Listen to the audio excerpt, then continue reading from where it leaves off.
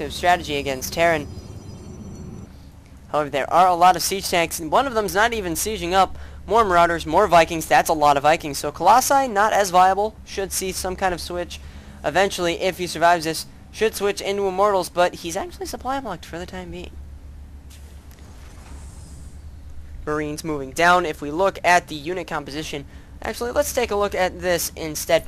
You know, it seems like the army supply is actually in favor of Harbinger. However, there is more spent in economy for Zor in this case. He's got a lot of Vikings too. These Vikings will just wreak havoc. Now, Harbinger sees where this army is. At this point, the third has been taken by Zor. So right now, Harbinger kind of playing back. Zor realizes his strengths are where his siege tanks are sieged. He can get some vision, but nothing close enough to do damage. This Warp Prism, however, could spell disaster if it is microed properly. If we look at this, there was a drop. I missed it. In fact, because I missed it, seems like it was chargelets that were part of that drop. If we look now at the workers killed, not that many workers were killed, to be honest.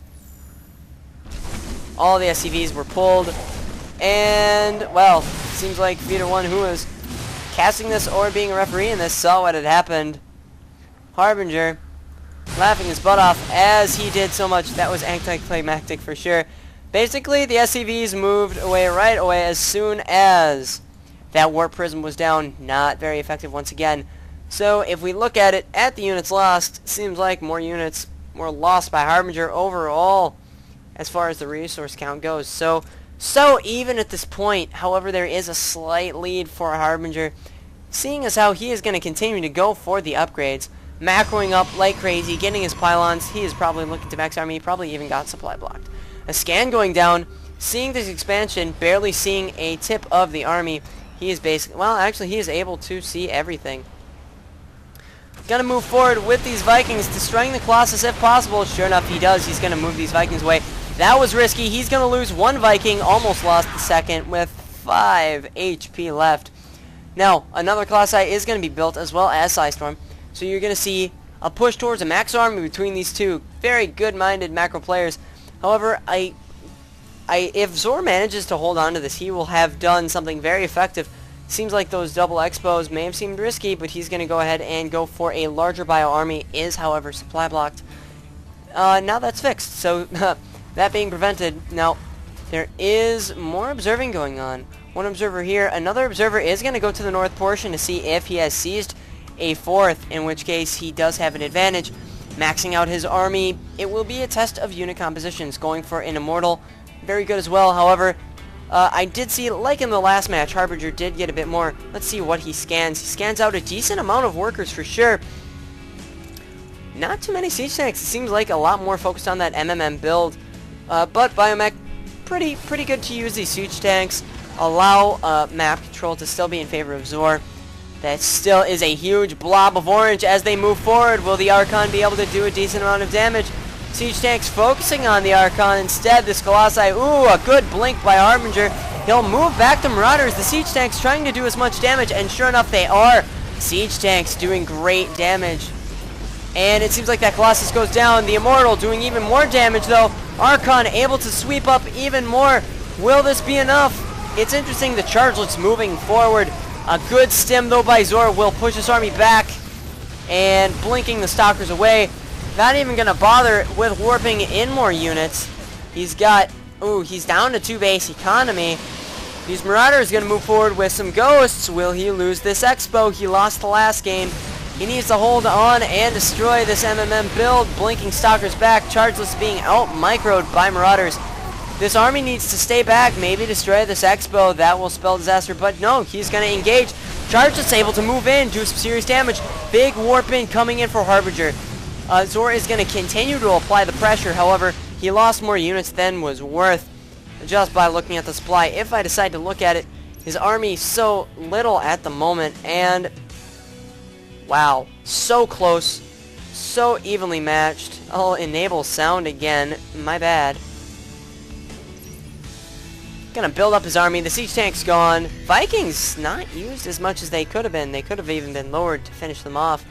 Either that or he recently tried to pull them away because of the massive amount of Stalkers. Another Colossus back for them. They are going to continue to see more conflict going on. 4 more gates being built. That's pretty risky on a 2-base economy. The observer here, it seems as though yes, there will be an expansion taken. Now he could have pushed this back into his main. No nukes on the way. In fact, upgrades heavily in favor. Terran infantry upgrades on the way. They are at 1 too. Now let's take a look. A good scan going down, seeing the entire army on Harbinger. Zor is so good at using those. Looking at the upgrades, they do have 2 armor, 2 weapons. He's not going to go for any 3rd upgrade. He's going to go for more Colossi, as the siege tanks are now gone and there's very little Vikings. Or either that or they're not even being repaired. Zor in danger here at the moment. Let's see. They are going to basically go ahead and go for that max army once again. Constant scans, seeing if there's an attack coming so he can be prepared for it. Not scouting any cloaked units. No DTs at all in this combination. DTs would be interesting to see, but with the liberal use of scans, it wouldn't be as effective. We'd probably wait till he could scan to attack. And this 4th expo is almost finished for Zor, and he's going to move the SCVs over. Distance mining, maybe for a couple seconds. But the big amount of aggression is coming. That's a lot of Zealots. A lot of EMPs going down, but not doing that much against units.